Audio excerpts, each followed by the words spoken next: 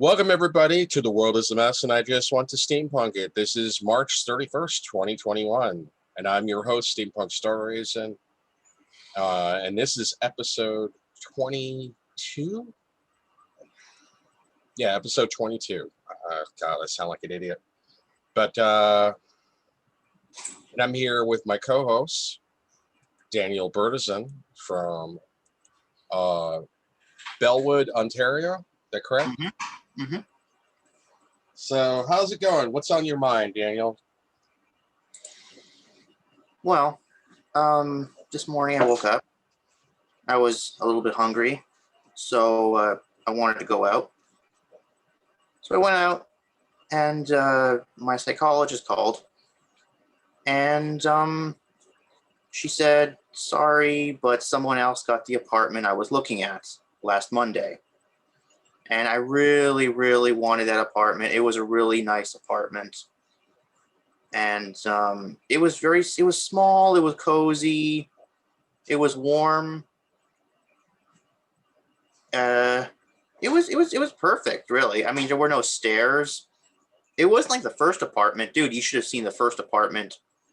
It was a pile of crap. I was gonna fall through the floorboards. It was just a pile of crap, really. And I said, no, screw it. And I left. You keep looking around like you're watching your back. Everything okay? Oh, no, I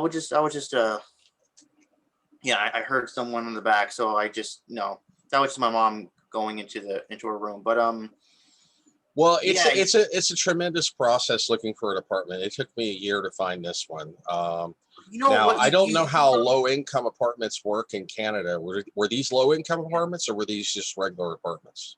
I think they were. Well, okay. The second one I looked at, the one I wanted, it was $800 a month, and yeah, but everything. Is it based on 1/3 of your income? I didn't ask, but I'm pretty sure it was. You need to ask. Everything was included: electricity, water. The only thing I had to pay was the internet bill. And well, my phone bill. Sounds pretty cool then, And it was great. It was beautiful. And then I said to myself, when I first saw it, I was like, I want that. I really want that. But there's no way my luck is that good, because I saw somebody else looking at it. And I was like, uh-oh. They were looking at it before I did. So I'm like, oh boy, yep, first come, first serve. That guy is probably going to say, no, it was a girl, actually. That girl's going to say, I want it. And she must have got there before I did. And it really does suck, Well, I'm very fortunate I found this apartment. It's on the ground level, even though this is a 3-story apartment complex. Mm-hmm. It took me about a year of hard looking, you just have to be patient, just keep looking. You need to ask more questions, you need more information, and that will only help you accelerate and move on with your life. But I know that apparently, because I know they originally said it was going to be a waiting list of years, but then apparently there was a bunch of apartments that came up. Canada does not. I've been to Canada twice. I've been to Calgary and I've been to Toronto. And compared to major American cities, Canada just has a lot less poverty. Canada has a better healthcare system, according to the World Health Organization. There are no medical bankruptcies up there. That just the social infrastructure is a lot better. Jobs pay more up there. The standard of living is a lot better than it is in America.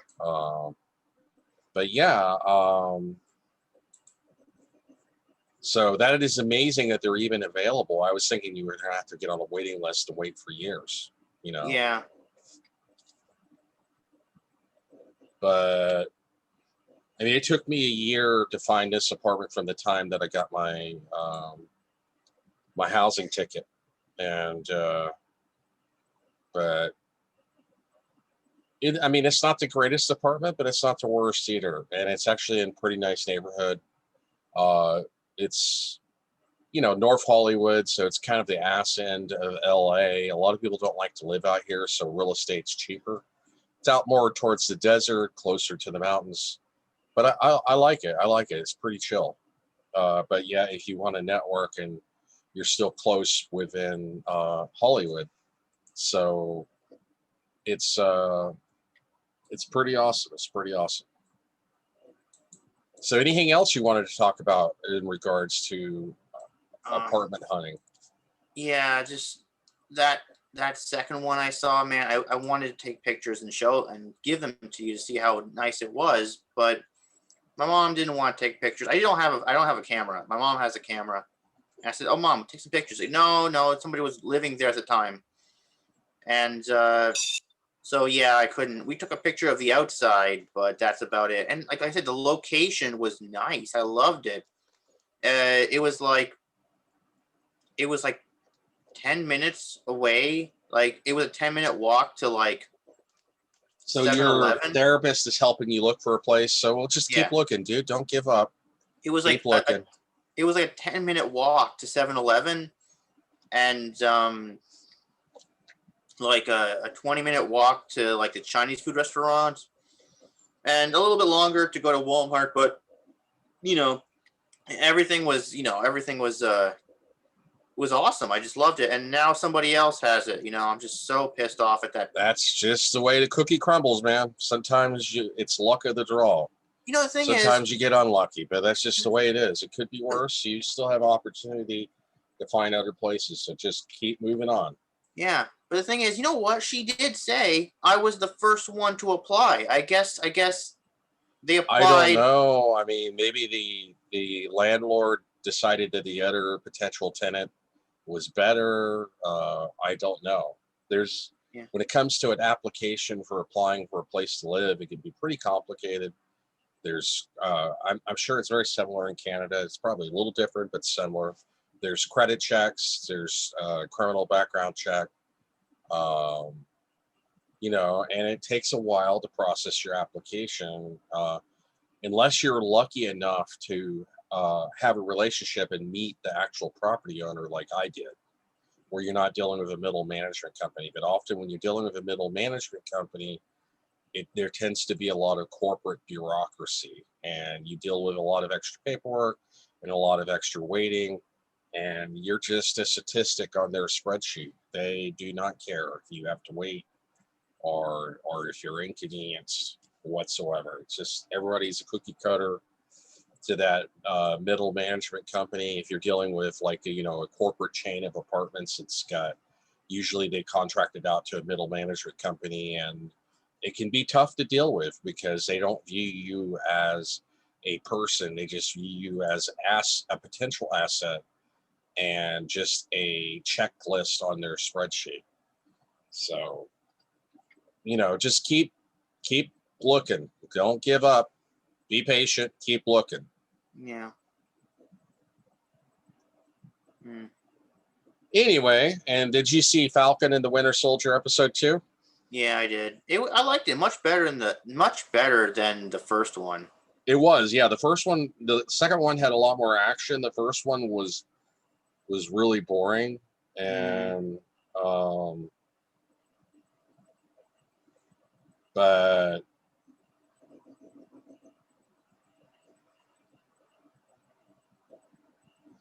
yeah,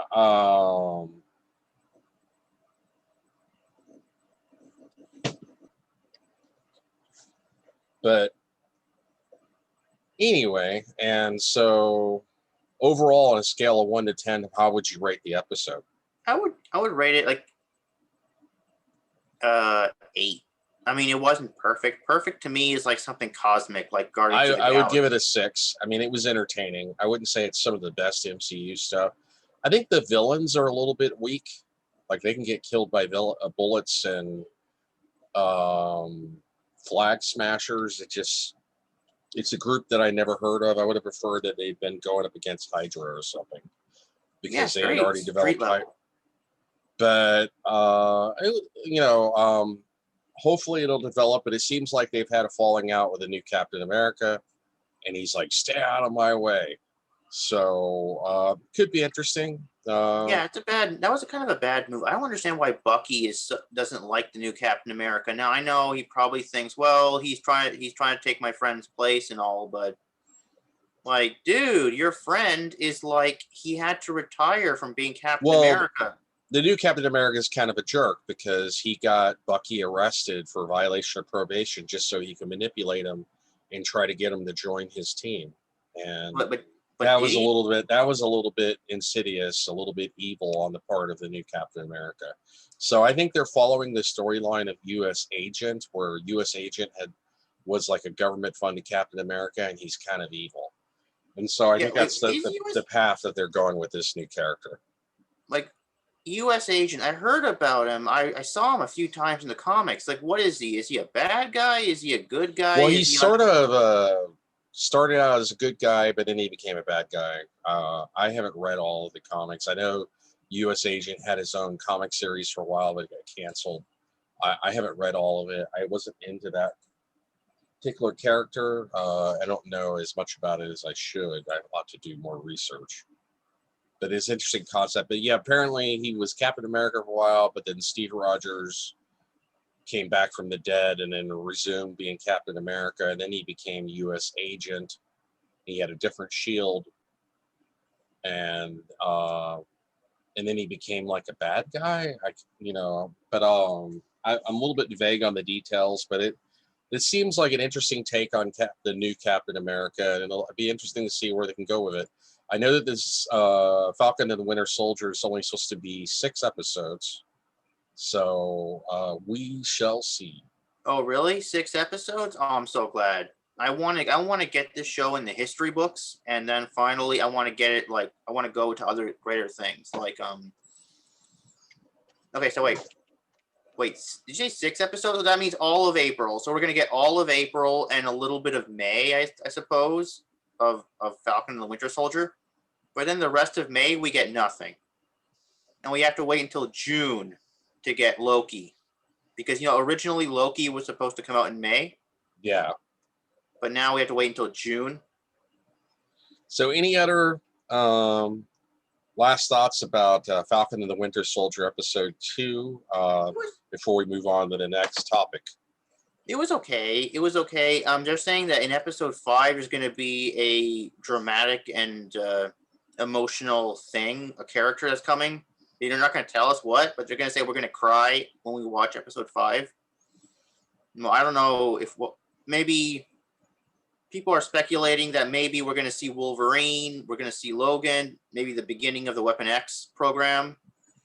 Yeah. Others are saying, well, I don't know. There's a lot of theories out there. I don't know if they're going to introduce I'll have to Wolverine. wait and see. Who knows? Who knows for sure I what think will it's too happen? early.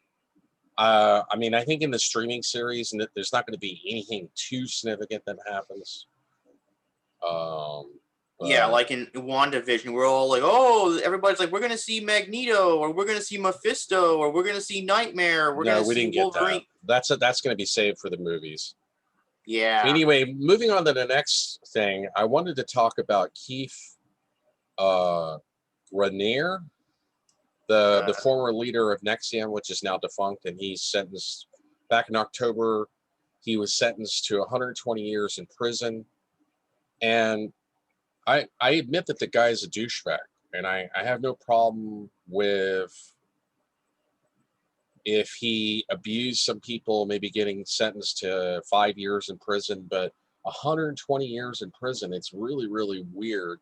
He had a lot of wealthy and he had rich clients and celebrity clients.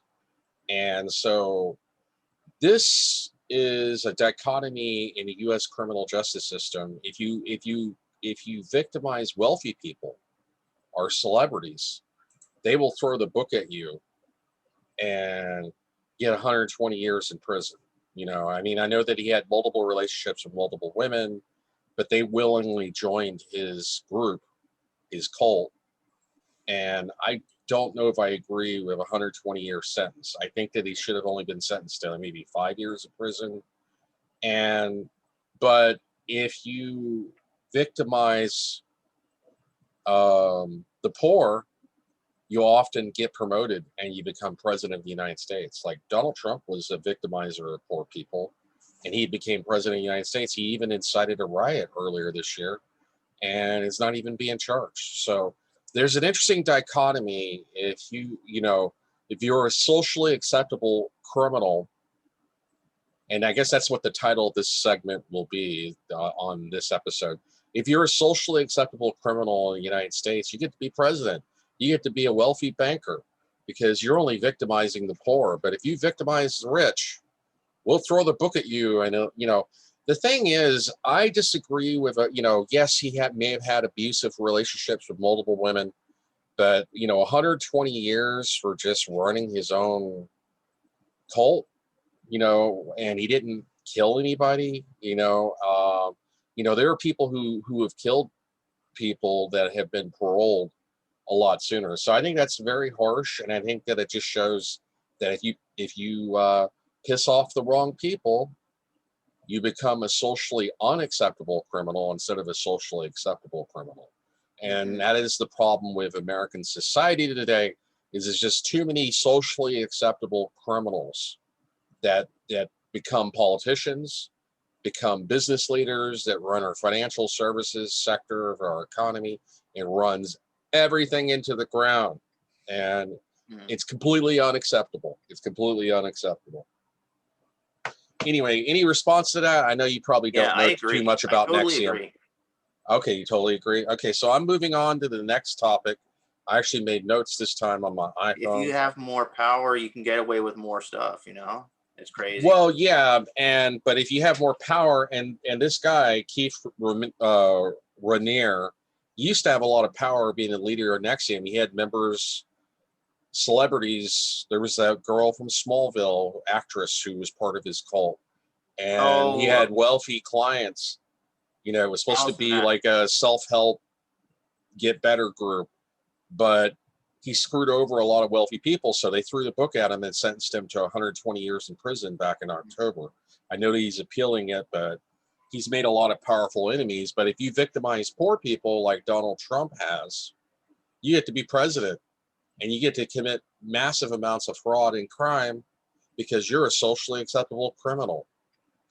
But anyway, going on to the Cloak and Dagger Night Club closing in Los Angeles. Have you heard about that? Oh, really? What happened?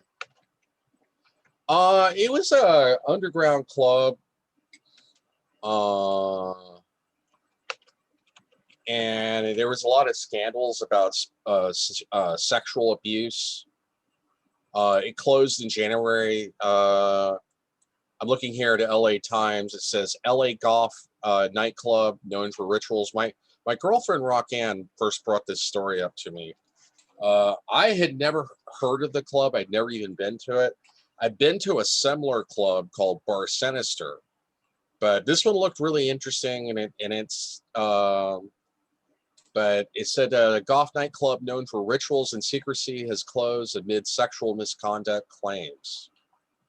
And it said Hannah Harding parted a thick wooden gate, walked into the barely lit labyrinth of Hollywood Cloak and Dagger Nightclub October 22nd, 2019. On that evening at the golf club, where a cast of experimental artists performed eerie, sexually charged ceremonies each week in the back rooms of the Pig and Whistle Bar, was a coveted invitation. It was an uninhibited LGBTQ friendly members only club. So it was a members only club. That's why I never heard of it. Underground DJs. I don't know. I mean, Bar Sinister is also a fetish club, and there are people that go to the fetish room and do weird stuff. And I just go for like the music and the atmosphere, and I don't usually hang out in the fetish room because it's small and crowded. But I mean, the Bravin and Patterson were the co-founders, a guy named Brad, and so you got Adam Bravin in 2017. Yeah, he kind of looks like he's hiding something. I don't know. He looks a little bit devious in that photo. But there was an actor, comedian, Thomas Middleditch, talking about how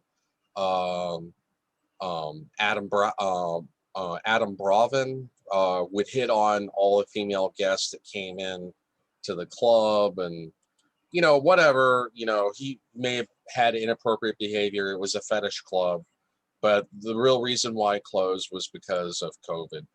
But it was interesting. By the time I heard about it, it had already closed. So you never heard of Cloak and Dagger Night Club in LA? No. Okay. But did you hear? Go ahead. And so I guess I'm done with that. Go ahead. Let's move on to what you were going to talk about. Did you hear that? Okay, Tobey Maguire. They're saying that Tobey Maguire has been confirmed for Spider-Man: No Way Home, and they're going to say that they're saying that he's going to have a big role in Multiverse of Madness. It makes sense when you think about it, because think about it. He's gonna if he ends up in the MCU, he's gonna need Doctor Strange help to get him back to his universe, right? Yeah. So it makes sense that he's gonna stick with Doctor Strange. Okay. And that would be like so cool if he does do that, because now like there are people from the inside saying that we heard this months ago, we're hearing this now, and this is really exciting. It's really exciting. I can't wait to see Tobey Maguire, because if you don't know, I read that Tobey Maguire just got out of a bad divorce, so it makes sense that he's hurting for money, right? Because usually when you get a divorce, yeah, it's expensive. Yeah, like the woman, she like lawyers are expensive. Also, the woman, she takes more than half of your money away, right?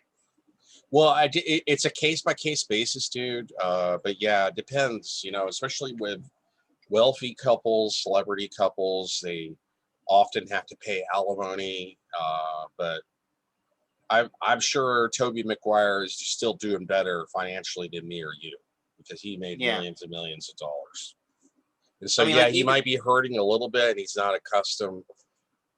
He's living a different lifestyle than what he's accustomed to, but I'm sure he's still doing okay. Yeah. So, like, even Arnold Schwarzenegger, after he got divorced and his wife took half of his money away, now he's like, I want to do roles again. I want to do Predator. I want to do Terminator. I want to do all these roles again. When previously he said, no, I don't want to do it again. Well, there was a legal reason. When he was governor of California, Arnold Schwarzenegger couldn't legally act in films. Yeah, it was like a conflict of interest. Plus, he was, he was working full time as governor. Although Arnold Schwarzenegger disgraced himself by screwing the maid, and then he ended up getting divorced. Arnold Schwarzenegger went through a nasty divorce with Maria Shriver, and he ended up having to pay child support and alimony to the maid who, he fathered a child with. So, yeah, Arnold Schwarzenegger he didn't really get a whole lot accomplished as governor. He was basically a response to Gray Davis, which had been recalled, and people voted for him because he was a celebrity, but his political career went down in flames and he ended in scandal. So yeah. I don't